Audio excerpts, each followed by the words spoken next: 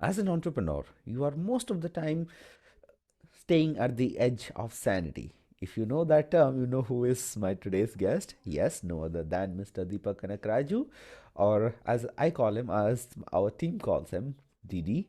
And there is a specific reason that I have invited him over.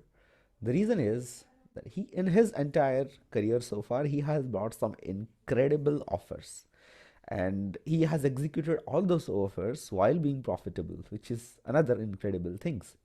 So why I'm talking about offers is, no matter what kind of business you run, the only way you can sell is when a customer thinks that the value that he or she is getting is way more than the money that he or she is paying, right? And one of the best ways to, sell really easily, to give an incredible offer without even slashing your prices. And Didi has, launched the 100-day blogging course, in which every lesson was like 20 to 30 rupees or less than that.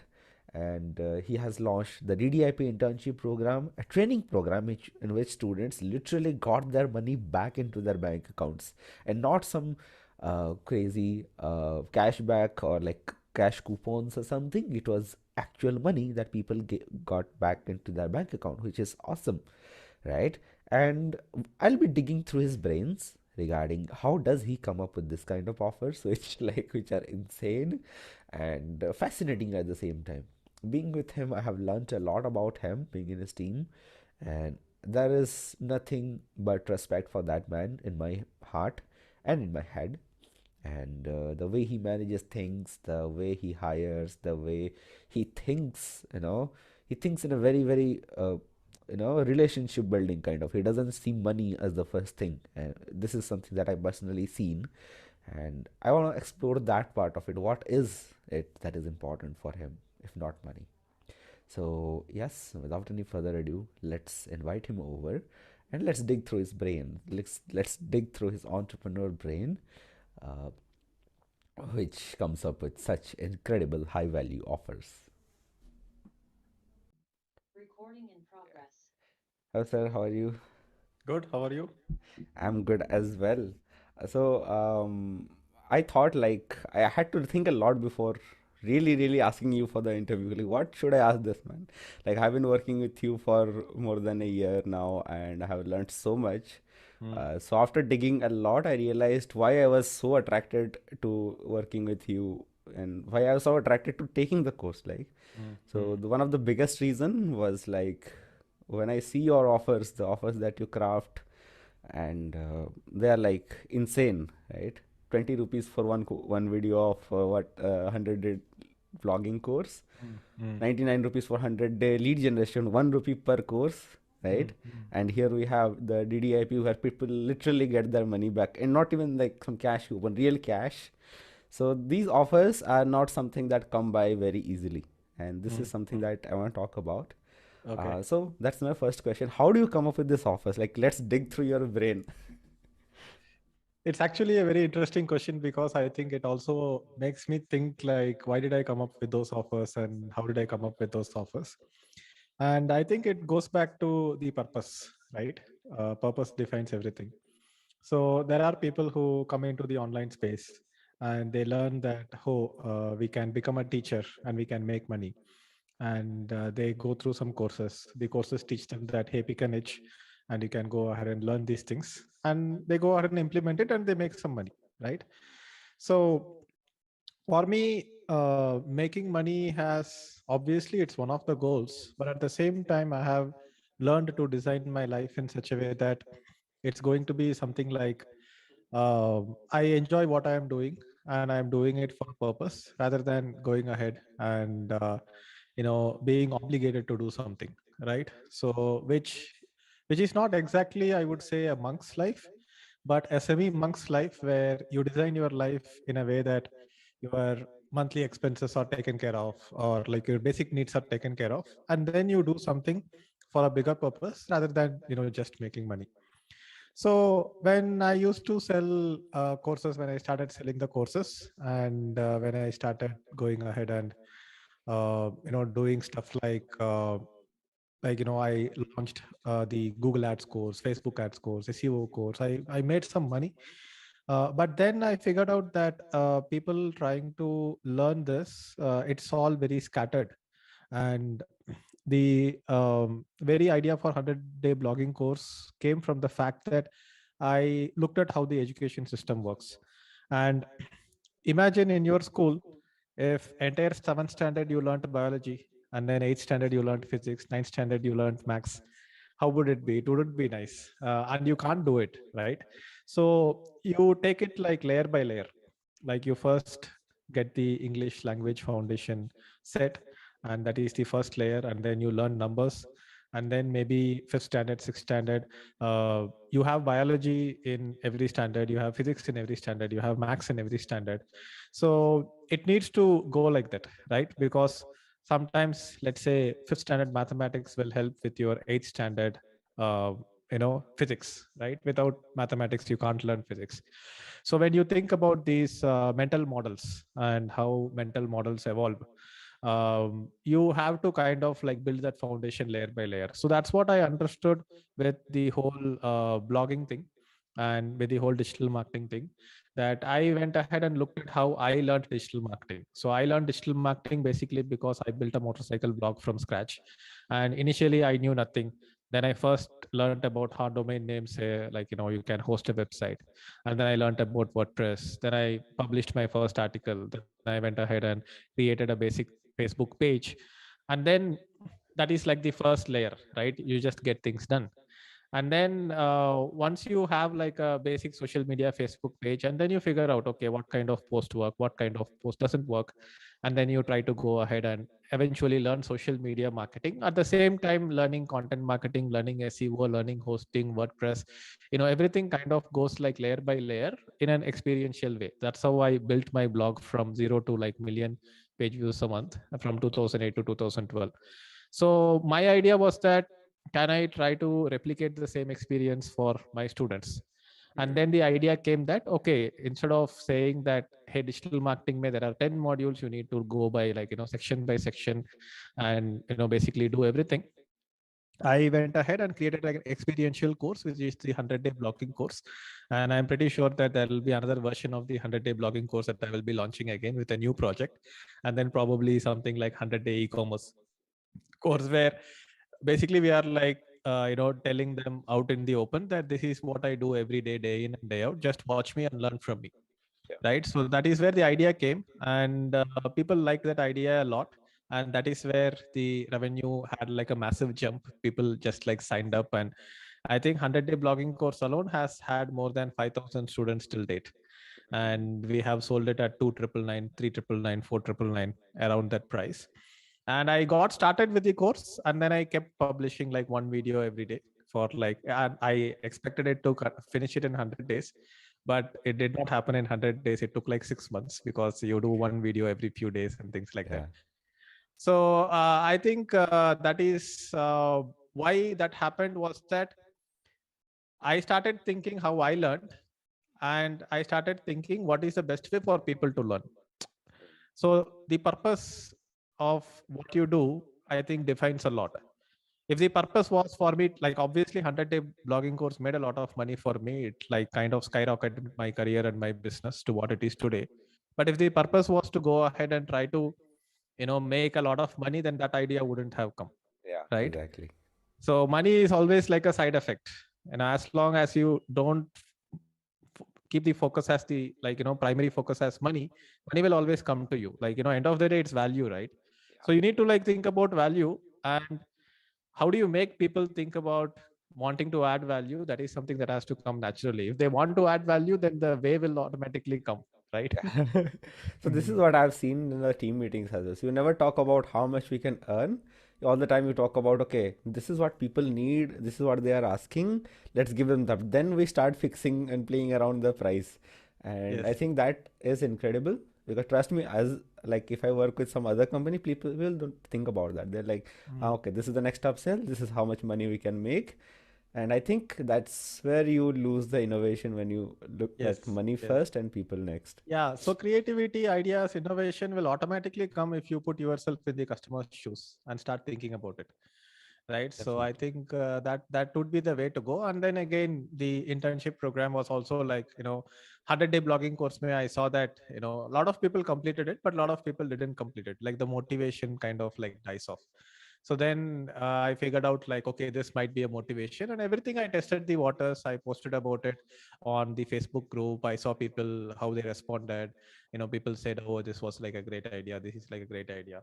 And then I started doing it. So everything is built upon testing the waters first, little bit of experimentation. So the idea is, as an entrepreneur, keep doing something, keep pushing the needle forward, and the map will become like clearer and clearer over time. Yes. So true. Like you just mentioned this point, I wanted to, grab hold of that. Because a lot of people that I see, they say like, "Acha, give me like the step-by-step way to the success," or give me like that cool funnel or that cool hack that I can use in which I can make millions out of it. But a lot of people don't realize that this is an iterative process. I mean, there is no way around it. Yes. You Yes. just go forward, see what works, what not, and what is your thinking about it? Like when you take that first step, don't you feel scared? Like I feel scared. Like what if I lose all the money? What I feel happens if? scared if I don't take that step. I mean, you need to be scared about that, like not about uncertainty. You need to be scared about certainty, right? If everything is certain, then that is scary for me. Like, not like, moving things. Hmm. Okay, so it's like you know that not moving things is like a ship on a steady water. I mean, it's Hmm. floating, but it's just floating. It's not moving. You need that Yes. rough edge, rough Yes. seas Yes. and do it. So yeah, Yeah. I think that's You how need the to entrepreneur. create the ripples. Yeah, need to create the Hmm. ripples, need to move forward. Great. And I've seen like you have always built a product, shoehorned it, try kind of in terms of not shoehorned it, built a product based on the customer's demand. Then we have all worked together on that product till we automate it.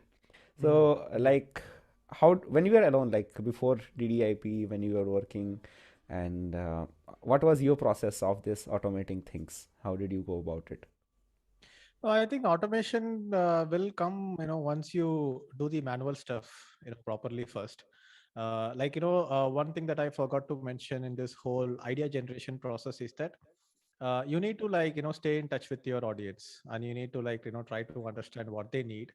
And we talk about like putting yourself in the customer's shoes, but that is not just through imagination, but by actually interacting with them and talking to them. The more you interact with them, the better you will understand where they are coming from, and the ideas will automatically come. Right. For example, right now we are launching this personal mentorship program for internship. That was not an idea when we launched internship, not even a remote idea. And that happened because we interacted with people, and then some people always wanted that hand holding, and they were ready to pay a premium for it.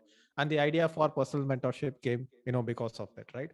So when I started my career in 2016, I had a lead magnet, and the lead magnet, people used to enter their name, email ID, and phone number to download the lead magnet, and I just used to like randomly call people and talk to them. Hmm. And I would ask them like, what are you doing, why are you interested in learning digital marketing, and all those things. So, and also kind of communicating with people within the community, within the Facebook group, wherever it is, right? It's the real people. And even before going ahead and doing the internship program, I think we did a lot of offline events. I used to travel. I used to just say that, hey, I'm doing a meetup. I did a meetup in Calcutta. Did a meetup in Delhi. These were not like full-fledged events, but they were like small meetups. And I just charged like 100 rupees per person just to pay for the venue. And I used to travel. And like Calcutta, I went like in the morning and came back in the evening. And I like wherever I traveled, I kind of like kept that opportunity open, and that's where I was like talking to people who you have signed up in the 100-day blogging course. Oh, great! Wow. So how many videos did you finish? And I like 10 videos and 20 videos. So and then they would actually kind of move in an uneasy way, and they were actually feeling embarrassed that they did not complete the course. They took up something, but they did not have the discipline to complete the course. So unless you feel their pain on such a level by actually interacting with them and Yeah. seeing, then the idea for internship would have never come along, right? because I see that problem right there, like, like flesh and blood, real human beings right in front of you. Yeah. And I think that is still very underrated when it comes to business. You can do all your keyword research and online research and everything, but talk to people if possible on phone or webinar, or even better in a offline event, meeting them, right? That's what, as long as, like, this becomes a habit, new ideas will keep coming, innovation will keep happening automatically. Yeah, because you see those problems right in front of you, and there is Yes, fire in your heart. Okay, I can solve this yes, problem, yes, and that's yes. how it goes. Hmm. And then the idea comes to you automatically, right? It Yeah. kind of like falls in place, because I mean, the biggest underrated thing about finding solutions is defining the problem first, right? Yeah, yeah. So true, so true. And I like this approach. Like when we are, let's say, doing some survey or we are doing this keyword research, we are just looking at the data. Like we are talking numbers, we are looking at the data. But why did that, let's say, keyword research, why did that customer put that keyword in the search? Why Yes. did that person choose that Yeah, what particular happened option? before they searched for that keyword? What is going on in their mind? What are their Exactly. pain points and fears and frustrations that you have to see? There is no way to read about it. You have to actually feel it, right? And that happens, like, when you make your audience your friends, and that way, like, if you have that intention, then automatically things will fall in place. Absolutely, absolutely. And Mm, that's what mm, the power of networking that you say that comes in. Like you network with people, not in just terms of like names and email addresses, but mm, beyond mm, that. mm, And yeah, that's my next question. Like mm. back when people are still not realizing the power of email marketing, and you took it up. What made you think like email marketing will work in India back in what, 2014, 15? You started this? I mean, human psychology is the same all over the world, and there is nothing to say that email marketing will or will not work. Email marketing, end of the day, it's just communication. Email is a way to communicate, and as long as you have a way to communicate to people one on one, not on like social media. Like imagine you are there in an auditorium speaking to a lot of people, and then some people come and talk to you personally. These are two different modes of communication, right? Yeah. So social media is what you broadcast to a bunch of people, and then email is like that one-on-one conversation that you have Yeah. offline, Yeah. right? Email is always personal. People who are reading email, they are alone at their home. Even with social media, they are alone, but it kind of gives a sense of social. But email is like very straightforward, and it's a very personal space. So if there is some other way to, like, instead of email, if there is some other way for me to send communication to them, like if it was 50 years or 100 years before, if if it was me, then I might have like sent postal emails, like Joe Girard. He's like the greatest car salesman in the world, and he used to send like postal emails. Oh wow, you got it already. So communication, right? End of the day, it's communication. I mean, communication has always worked, whether it is offline, online, email, non-email, and it's not about whether email is working or not. Like, it's about whether communication works or not. Communication works, right? Yeah. In the Mm. end, we are just spreading our message, talking to people, solving Yeah, their we are talking to problems. people. That's it. And we are Yeah. building trust. We are building familiarity, and that's how the brand builds. Mm, mm, mm. Mm. Cool. Now, like when you are starting out, whether you are starting an e-commerce store or you are building a digital, Mm. whether you are when you are an entrepreneur, you are trying Mm. something new, you are bound to make mistakes, Mm. and everybody does that. So, Mm. what are your top three biggest mistakes, if I am asked, that you did in your Okay. journey? Okay. Top one would I do, think, but let's keep it the option to top three. yeah. I mean, I think the biggest mistake that I did, which probably impacted the speed of my growth, was that I was not able to optimize the speed at which I wanted to grow. And some things worked. Like, for example, when I did 100-day blogging course, we had like some 20 lakhs extra in the bank that came in. And then suddenly I was like, it'll go to 50 lakhs, it'll go to 1 crore. And then I tried to grow things fast, right? Without building like a solid foundation. Yeah. And I started launching more courses back to back without focusing on the quality of the courses and how I delivered the courses and all those things. So kind of trying to rush through it, I burnt my fingers with it. And I think this is a story that keeps happening in startups over and over again, from big $1 billion brands to everyone, like, trying to rush through the growth and then, like, burning out. So intentionally slowing down the growth is actually very healthy to create more time, because if you give it more time, then it will grow in a much deeper and stronger way. Like as a civil engineer, um, like, anybody who has learned civil engineering would understand this, but even other people would know that if you build a house and if you put concrete, which actually becomes like the foundation for the next floor, right? You build the foundation from the ground up, and then you build the walls, and then you put the concrete, like, but if you have to build a second floor, the concrete becomes the foundation for the second floor, Mm. and then after second floor you put concrete again, that becomes the foundation for the third floor. So if you have to build a tall building, then each floor you have to build a foundation, right? And you have to give 21 days for the concrete to cure, Yeah. and you have to Yeah. keep watering it, and there Yeah. is no shortcut to it.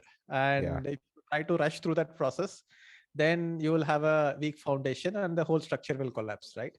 So that can be one analogy. Or another analogy is like, when you look at like a very big tree, it never rushes the growth, right? Anything that rushes the growth, like, you see, let's say, bamboo, sugarcane shooting up fast, it can be swayed by the wind very easily. Sometimes it even gets uprooted by the wind. The things that grows very slow, like a banyan tree, that kind of, like, becomes like very stable over time, right? So the slower that you grow, you create more time for yourself to, understand things, look at things, read books and everything. And that kind of creates like a very solid foundation. So I enjoy that process now. And I think right now, this time I've got it right to intentionally like grow it slow. And if I did not have the kind of experience I have now, maybe I would have raised money. And we had investors who were willing to give us money. But once investors give us money, then they would like look for, returns, right? And like, for example, if they want like, double the return, then they put like X amount this year and they want it next year. Yeah. But if the 2x happens only after like 3 years, they wouldn't get that much ROI. It would be like 36% or something. Mm. And if they put in money and if it doubles only by the fourth year, then the yield comes to less than like 20%, right? And nobody is going to have that patience. So eventually we might be open to investors, but it should be people like डाल के bull जाएंगे, right? We need The like right that kind investor of, we want. yeah, we need investors who will forget their money for a while. And that is like, scarce to come by. But more than that, I don't need money. Like, I need time. And if there is an investor who can come and say that, hey, give me like 20% equity in your company and I will pause the world for 1 year and you can build the company for 1 year, I would give 20% equity. I need time, I don't need money, Yes. right? Yes. So but the thing is that time is something I have. And Mm. time is something that you can optimize for, and make sure that the business has like a buffer, that even if you have to like slow down, you can choose to slow down. Like, it's like a pit stop, right? If you are like going in a car, then if you want to shift to the next gear, there is going to be a moment where there is no acceleration. You press the clutch, you change the gear, and while you are pressing the clutch and changing the gear, there is no power that is being given to the powertrain, right? Yeah. And that is required to go to the second gear. If you try Mm. to keep Absolutely. going fast in the first gear itself, you will burn out the engine, Yeah. right? Yeah. Yeah. So true. So So true. So it's like fasting, right? It's fasting, yeah, literally. yeah. I mean, like, or like you can think about it like, stop the car, give it for service, check everything, and then like, start the journey again. Right. So, like October, November, December this year, you also know that in our team, we have slowed everything down, and we Yeah. have stopped the ad campaigns, rebuilding the lead magnets, and basically rebuilding the infrastructure of the business itself. And this is also something that the co-founder of Learn Today, Vinod David, he believes in very strongly, that you should not rush growth. If you Yes. rush growth, you will pay the price for it later. And there is no need to do that. And I think Zoho has, shown it very clearly that there was a time where, for Zoho, they had an opportunity to sell the entire company for $25 million while they were making $2 million a year in revenue. And they talked with the co-founders and everything, and they decided that, like, what will we do after selling? Yes, we will have some money, but what will we do with our lives, right? So true. So then they decided, like, okay, let's not sell. And today, I think Zoho is making what, 800 to 1,000 crore profit alone per year, and their revenue is like 4,000, 5,000 crores. So yeah, that's what I want to become, and let the journey unfold. So that was my biggest mistake, where I feel like I have lost a few years trying to rush growth. And once you try to rush growth, and then customer feedback, and those things go for a toss, then that actually, you know um, kind of like leads you nowhere, right? It's just wasted time, energy, and resources, because customers are not happy. You have not built anything solid as assets in your business, and you have like burned through the money trying to grow. So even if you end up like making some money, that money is probably not worth it, because uh, will the company go from there? Like, where the company will go from there for the next 5 years, right? So imagine there are two companies. One company is making $100 million a year, like they made $100 million last year in revenue, on which even assume they like profited $50 million. And but that company, the next 10 years for that company looks very vague, versus a company making $10 million a year. They are not having any profit margin also. Maybe they are spending like $9.5 million a year, but that company can grow at a steady rate of 20% per year for the next 10 years, or even the next 20 years, right? So that is like young Yeah. blood, right? This is like the dying breed. That is like the young breed. The young breed is always valuable. So seeing anything that is static, with always an angle of flux, right? It's like the flux of time is being applied on it as you are seeing it, but it's not very obvious. You look at a tree, you don't feel like it's growing, Yeah. right? But it's growing. Like, you look at it after a month, then it has grown a little bit, right? So understanding that about companies, and about things that you build, is very important. Everything is in a constant state of flux. So that is, yeah, that was like the number one mistake that I did. And the number two mistake that I did is not listening to my instincts. you know Hiring someone, and people might say that, oh, this person is a great hire, and the all the rationality and logic will apply to it. But if still there is a gut feeling that, nah, yeah, this guy might be trouble, you should not. And I ended up hiring a guy like that, and he became like such a trouble. He was not emotionally stable. He was like crying and all.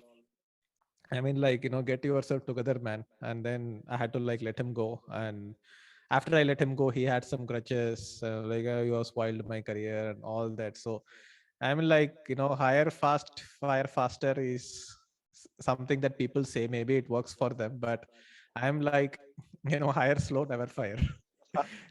Yes, So that's that would so. be the second thing. And I think third mistake is that not focusing enough on optimizing my personal life. So that is very important to grow in business. And like, you are the one who is growing the business. You are like, the business is the plane, but you are the pilot, right? Yeah. And you have a co-pilot as well. And maybe at a certain point you can hire pilots and let them run it, like hire like a very hotshot CEO, like 10 years down the line. But until then, you have to like maneuver this entire organism, right? So not focusing on your personal life, and if there is anything bothering in your personal life, you need to fix that first. It could be health, it could be relationships, it could be things that are demanding your time. So putting efforts, not putting efforts on that, and trying to balance everything. So, like, I believe that like work life balance is a myth, right? There is no such thing as a work life balance. You either have life or you either have work. And and you have to, on some level, either have a very supportive partner who is also career focused, or try to, like, maybe for a period in your life focus on your career, and then for a period in your life you can focus on life, right?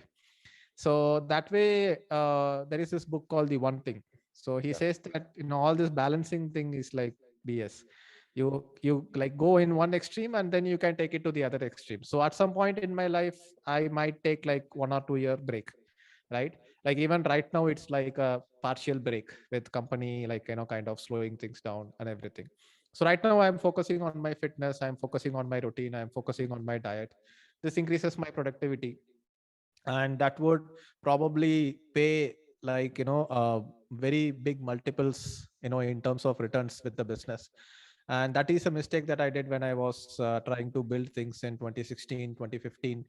I was trying to balance everything, and I was like, "हाँ, ये भी करेंगे, वो भी करेंगे," and then I was sacrificing on sleep. So then I put, like, then it became unsustainable, and for a lot of people it becomes unsustainable sooner or later, right? Like, for example, if you have like a tire which is losing air, you see that, like, you immediately fix it, you check if there is a puncture, or then you check why the air is going down and you fix it. If you don't fix it on time, then you will be forced to fix it when you have to fix it, when the tire blows up, right? So fix it when it shows up, not when it blows up, right? Wow, that's a great tweet. Yeah, That's great. so yeah, I think those are the three things: grow Hmm. very slowly, hire very slowly, and be mentally and physically fit to grow a business. And if you are not in that level, first, like, build yourself, right? That is the best investment you can do. Even if it means that, let's say, your monthly household expenditure to just living is like, maybe like 50,000 to 1 lakh. And if people have, like, let's say, some 10-20 lakhs in savings, where do you put it? Like, do you put it in stocks? Do you put it in like gold or crypto? Instead of doing something like that, just like, if people want to, like, let's say, quit their job and start a business, or close a business and start a new venture or something, they could take like a 6-month break or 1 year break, against the advice of everybody around them, because parents and, for a lot of people, their spouses and everyone will be like, keep working, like, just keep running the rat race. But going against that, taking that money, and maybe even taking a 6-month break, maybe doing a solo travel, then reading some books, exercising, getting back into good diet. And I know, like, plenty of at least more, like, of all the startup founders and high performance people I know, at least 50% are smokers, right? And that kind of habit starts kicking in, and they kind of like, okay, I'm stressed out, I will like smoke cigarettes and everything. So that will take like a kind of like a huge level of determination and willpower to change habits like that. And you might not be able to, like, if you try to run a startup, then willpower will get drained there. And some people smoke, some people drink, and some people consume sugar. Like, sugar is as bad as smoking and drinking, right? So Yeah. they keep and that becomes like a habit. So taking like a 6-month detox, and then, like, basically putting like a restart in your life, and installing like a new firmware. Like, you can't use iPhone while it is updating the iOS, right? Yes, Like, yes, so everybody true. has, like, update the iOS. The iPhone is not usable for a while. Like, you can't keep using the iPhone and still expect it to update the firmware. So you have to update your own firmware, right? And that takes time, and investment in that, for me, I have seen, gives the best returns. It's like the investment, the upside potential is infinite. Like, what if you become a CEO of $1 billion company, right? By taking 1 year break and making the determination, changing your habits, becoming super productive, super healthy, super focused, and then in the next 10 years you create like $1 billion, that would beat the returns of Bitcoin or whatever potential investment that can be there out there, right? Best investment is your own company. Yeah, like, invest in yourself. Yes. Own company is one thing, but invest in yourself. Like, Hmm. I look at my, like, Deepak Incorporated, right? I look at me as, like, my own company. So you Good. need to invest. Yeah. And I think probably as I move forward, and as I increase my personal wealth, I think my investments would be in diet. I'll probably, hire a chef. I will probably hire a personal trainer. And health and fitness, I will keep like investing more and more, and get like, exotic foods or something, which are like, extremely healthy. Like, your energy levels depend on your diet. So all those things is where I would be investing in, ideally, rather than trying to buy a fancy house or something like that. You did Mm. something like that, right? You saved up to, like you mentioned somewhere, you saved up to 12 lakhs and put it on FD when you were planning to quit your job. So let's talk about that. Like, how did you quit your job? Yeah, so I think I created some buffer, and I created artificial salary for myself. So Huh. humans need monthly income because humans have monthly expenses, right? Everything is monthly. Your phone bill, current bill, and electricity bill, and house bill, house rent. If you are like renting a house, which is by the way the best option, buying a house is self-imprisonment, is what I feel. You can buy a house when you are 50, but until 50, like why buy a house when you can rent it, right? And since humans have monthly expenses, they are addicted to a monthly salary, right? And I think I heard this in some, I think Joe Rogan podcast or somewhere, that the world's most addictive thing is cocaine, and the second most addictive thing is a monthly salary. People just can't like let go of that. So because that pays the bills and keeps things running. So the way I quit my job was that I had around like 60,000 a month in personal expenses. So all the things included. So I did some proper Excel sheet stuff, and like, okay, 5,000 savings made, although 5,000 emergencies, 50,000 fixed expenses, house rent, there's maintenance, all that. And I wanted 60,000 to get credited to my account every month. So I put fixed deposits, and obviously fixed deposit gives you a very low return, but it kind of at least is very predictable. It won't like go up and down. And for short term safety, you need fixed deposit. Long term ke liye, you can do whatever you want to invest in, real estate, stock market, crypto, all that. But if you invest in stocks and it goes down, then you can't sell at a loss, right? So stock market usually gives you return in like 5-year term, 10-year term. So I made the fixed deposits in such, I took all my savings and put the fixed deposits in such a way that every fixed deposit is like a 60,000 rupee fixed deposit unit. And the liquidation date is the first of every consecutive month. And in the meantime, if I started making some money, then I started rolling over. Like, for example, you start in January and you have fixed deposits in such a way that Feb 1st, March 1st, April 1st, May 1st, you keep having the liquidation dates. And in this period, if you had some windfall of money or you had something extra, then if the last fixed deposit liquidation is December 1st, then you put the next one for January 1st of next year. So you keep trying to like extend that. And I think you can do that up to like 5 years. Obviously, doesn't make sense beyond 5 years because gold, crypto, and real estate would and stocks will probably give better returns post 5 years. Like maximum 2-3 years is fine if people really want that stability, because your lizard brain will constantly keep screaming, right? If you are trying to start a business, uh, you can't focus on working and building something in your business if you are in a state of fear. And research and science has also proved that in toxic households where mom and dad are always fighting, the children are always in a state of fear. And when children grow up in households where they are in a state of fear, the mental energy of the body kind of uh, tries to safeguard you, and all the energy goes into safeguarding yourself mentally and emotionally and physically, rather than into learning and everything. So the kids who learn the most and the kids who become like very intelligent adults are the kids who grow up in very stable households where they didn't feel like they need to worry about safety, right? So then your mental energy goes into growth. So similarly in entrepreneurship, you need to, like, irrespective of your whatever happened in your childhood, once you become an adult, then you can like pick yourself up and fix yourself. They say that we become adults so that we can take care of the kids inside us. We don't need to depend on anyone, any other adult to do that. So for entrepreneurship also, that sense of fear is going to be there because things are uncertain, right? And rather than saying that, hey, I'm going to be courageous and I'm going to be fearless, rather than going against your nature, fix that fear, right? Imagine for the next 3 years, you have your salary equivalent or your expenses equivalent getting deposited in your account on the first of every month. It's like you have a job for 3 years. You have a stable job for 3 years, right? Then you stop worrying about the money and then you deal with the uncertainty. Then it's easy to deal with the uncertainty. You do something in a month, it doesn't work. You do something next month, things might not work for 6 months, but seventh month may it's gonna work because now you figured out, like all these quotes say that, I figured out 10,000 way not to fail, and all that is nice, but it's not practical. How do you apply it to the practical reality, right? So you can keep doing that, and even if nothing works even for 2 years, you can still keep doing that, because by second year, if really nothing works, then you can start looking for a job. And in the meantime, you would have upskilled yourself. You could have done a course on the side while you are trying entrepreneurship, and that would probably make you employable again. And anyone can put it on their resume that I tried entrepreneurship for 2 years. I'm a failed entrepreneur. And nowadays, a lot of startups are ready to hire failed entrepreneurs, right? So having done a project is actually much more valuable than having worked at a company.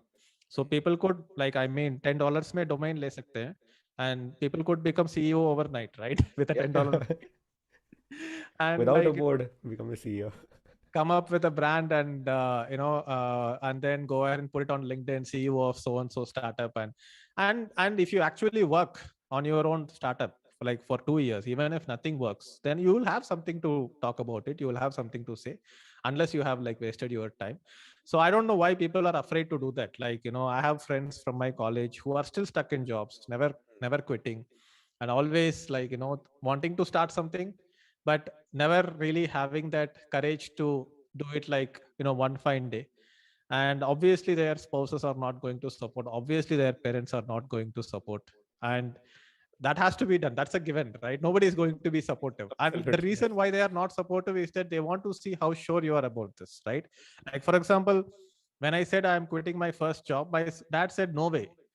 And if my dad had said ha quit kar lo, entrepreneurship try kar lo, and if I tried something and nothing works, then I would be like, dad, you know better, why did you ask me to quit my job? Now I am like in a bad financial state. So they want to see how sure you are about this. So even though internally they might want you to start something of your own and become successful, they would still say that no, don't do it, right? And if you do it even about that, they will actually feel good about it. Okay, this guy is really sure and I like it. Even though I said no, he's still able to do it, which means that he has thought through it. That is the comfort that parents want, and maybe family wants, spouses want. And a lot of people complain that my family is not supportive. No, they are not determined enough, which means, and it's Yeah. good that the family is not supportive, because if they were really determined, they would have done it. And if they are not that determined, and if their family supported, they would not have had the willpower to actually, like, get into entrepreneurship and make things successful anyway. So it's good that their family said no and they actually accepted it. Right? Because that's like the biggest barrier that you can cross. Like everything in the world can come at you and you can fight it. But when you're like just starting out and everybody that you have known and loved, they say, okay, this is not going to work, don't do it. I mean, that's what happened. Like when I was starting digital marketing, like, dude, why are you quitting geology, going to digital marketing? Already have a PhD, तुमको Mhm. Government job मिल जाएगा, इधर मिल जाएगा, वो मिल Mhm. जाएगा. But now the same people are like, हाँ चलो, he has done something really good. And Yes. I think Yes. that makes sense for them because they think that this guy will not be happy. We kept it under an umbrella, and Mhm. that umbrella kept him safe, and safe Mhm. is happiness, but safe is not happiness, Yes. as we know, right? And the golden time for especially men to, like, set something for themselves and understand their own expertise and maybe build a business is 20 to 30, right? Yeah. And I wouldn't recommend anyone getting married before 30. And that can be like a huge distraction to, like, have the obligation of having a family, having kids, and taking care of them. So that means that you cannot take risks in life. So 20 to 30 is the time to take risk. 30 to 40 is the time to get settled down. And maybe it is the same for women who are like wanting to build a career. But I know women who don't want to build a career, they just want to get married, have kids, and do some work from home on the side. So it depends on what women really want. But men don't have an option, right? Men are always going to be the breadwinners of the family. And statistically, families where men don't work but women work and men are like house husbands, the chances of divorce is very much high statistically, right? I'm not saying, the numbers are saying. So it's always expected of men to carry that burden of performance. And yes, we live in a world of equality and everything, but for women it's optional. But I believe for men, career is not optional. You have to be the guy, like, 10,000 years back, you had to be the person to go out, hunt for food, and bring back food into the home, right? There was Yes. no other option. Unless you are a lion, right? Lion maybe the lioness goes and hunts, and the lion just sits in the pride. So humans may to, definitely men have to work. So which means that men can go ahead and travel, choose different careers, and the flexibility of travel and everything goes away once you get married and settled down. You can't take risks, you can't quit jobs, you can't try new things. So I think that is also a huge factor in success, right? Yeah, So, absolutely. And like you mentioned that Deepak Incorporation is the one that you're focused about, but when you're married, it's not just there are two co-founders for two yes, companies, and you have to run two companies at once, and after a few years, multiple companies at once, yes. and Yeah. that's like So yeah, I crazy. mean, you have one company and the other companies are like subsidiaries of that company. If the main company fails, then all the other companies will also fail. So you need to be like really in that position, and you need to like build yourself. Hmm. Obviously, like 10 to 20 is not the age to even try doing that, because you have hormones going all over the place. So 20 to 30 is like the golden period. In fact, if I ever become an authoritative dictator of a country, I would ban marriages like less than 30 for men. It's not good for the economy or the country. And legal Or cashback on education system. yeah, and bring cashback on the education system itself. That'd be so cool, no? Mm. Mm. Yeah, yeah. Cool. Did you like? I Yeah. have one final question. Like, Yes. I know for a fact that you are an avid reader, Mm. and I have asked this question to a lot of people. So, how do you read? Are you a very objective based reader, or do you like read something that you feel like? See, humans have this tendency for closure. For everything, humans want closure, and people want to put together a broken vase. And it's okay to just leave it and walk away, right? So if people start watching a movie, even if the movie is boring, they would like finish watching the movie. If they go to a theater, they won't walk away after the intermission. They are like, I would like walk away, like even in middle of like the first half an hour if it's bullshit, right? So people have this tendency to kind of like finish what they started, and that's why they think that you need to start a book and finish it, and it's not good to like jump from one book to another book, and then people don't read enough. So I have spent so much money on books, like in lakhs, and I have downloaded PDFs, I have started courses and everything. The idea is to increase the net absorption that you have, whether you are reading an audiobook or a book, or whether you are going through a training course. It could be a Udemy course, or it could be a longer course, whatever it is. Spend 3 hours per day in learning. That is my primary goal. I don't think apart from internship program, anywhere else you will have like this kind of completion rates. But uh, okay, internship program is like a structured thing which people have to go through to like build a solid career. So when it comes to structured training programs, maybe people have to finish what they started. It could be MBA, it could be a university. They have to like finish what they started. But at the same time, if they decide in the middle that okay, this is not worth it, then they need to have a conviction in it. But books, when it comes to books, I would recommend that people stop using social media and stop wasting time on Instagram and Facebook, and then trying to kind of feel good while browsing Instagram because they found like 6 tips for productivity on a 15-second reel on Instagram, and they think that they have learned something. So I Oh, think that doesn't take you anywhere. But I feel like it's not your responsibility to finish the book. It's the responsibility of the book to take you to the finish completion, right? So yeah. it's just like a movie. It grips you. And there are books which are like very well written. And I have like there are books which I have picked up and I couldn't, like for example Deep Work, for example Spent. So these are books which continuously gripped me until the end, and I finished those books. So the idea is to learn for 3 hours a day, and whatever you feel like for example, we will finish this podcast now. It will be like 6:30. It's a weekend, and there is nothing for me to do until I have dinner. I have some free time, so I wouldn't open social media. I wouldn't go to Netflix. I would pick up whatever I feel like reading. The book could be about psychology, it could be about marketing, it could be about finance. If I don't feel like reading a book, I would listen to an audiobook. If I don't feel like listening to an audiobook, I would like watch some course video. And if at all it is coming to social media consumption, it is limited to listening to podcasts.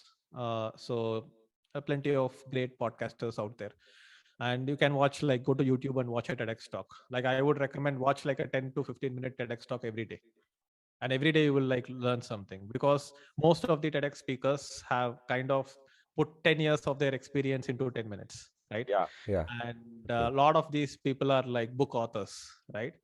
So you can like, keep watching TEDx talks. You like, like a lot of apps, they say that we will give you book summaries.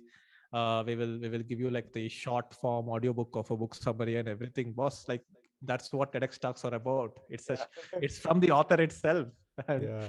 like the best office ideas presented by the author itself. Like somebody else doesn't need to like filter it out.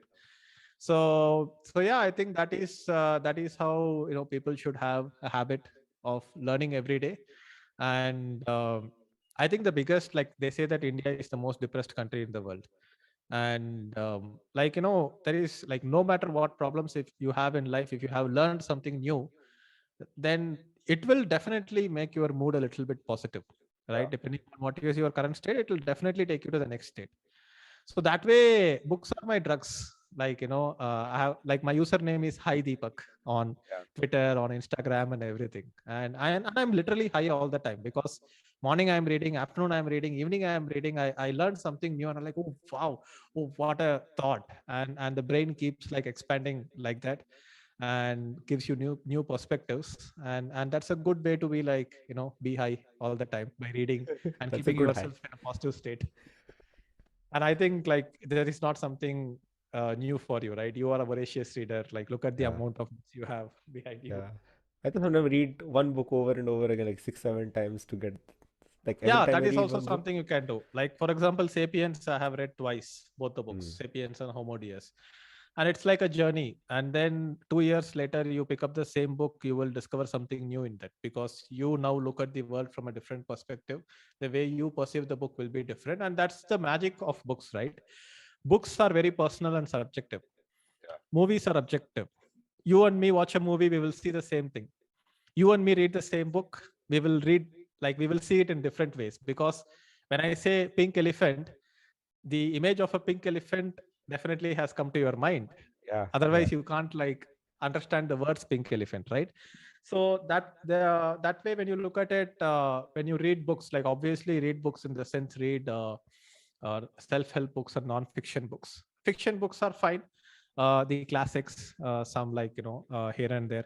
Like Tim Ferriss recommends that at least for half an hour a day you should like read fiction books, because it takes you away from your regular world. And as a storyteller, it might improve your storytelling capabilities.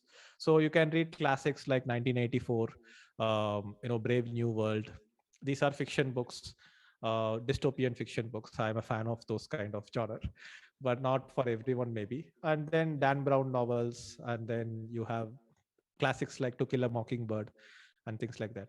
So that is like like every person who has read Harry Potter or read Game of Thrones have said that the reading experience was much better than watching the movie, because reading is very personal, it's very subjective, and your imagination kind of like lightens up. And the thing is like a hard drive space which says that your disk is full, your brain is never going to say Never that, felt. right? Yeah. You can try to So true. optimize as much as you can for reading, and that's my goal. As personal wealth keeps increasing and as the business gets more and more streamlined, my number one goal is to make more time for reading every day. So my professor used to say this, like before we graduated from masters. So my professor there, so he said books are the only way where you can engage like both the analytical and the creative brain. Because when you watch a movie, you are like your analytical brain is down. Like No, you are yes. just watching. Your brain is the creative brain is on because it's imagining so many things. Mm. But when you are actually reading a book, you are creating that movie in your head. Yes, On top of yes, it, you are also aligning with another yes, the other side. exactly. Ki, okay, In so fact, that it in makes fact, sense. the left brain and right brain, there is a thing connecting these two, and it's called the corpus callosum. Hmm. And Yeah. the thicker that layer is, the stronger the connection is. Generally, the more successful you are in life, and the higher IQ you have. And there are three ways to improve this. One is to read, one is to meditate, and one is to, according to what I have learned, one is via psychedelics, which chemically kind of improves that Oh, that's connection. possible. Yeah. Wow. So obviously, reading is the most accessible way for all of us, and then meditation. So obviously, I would prefer reading and meditation. But you can like look it up, like corpus callosum, and that is basically the connection between the left brain and the right brain, and Absolutely. it increases like your overall life quality depends on how thick that connection is between your left brain and right brain. Hmm. Thank you very much, Didi. It was so awesome. I never thought it would go so deep into things.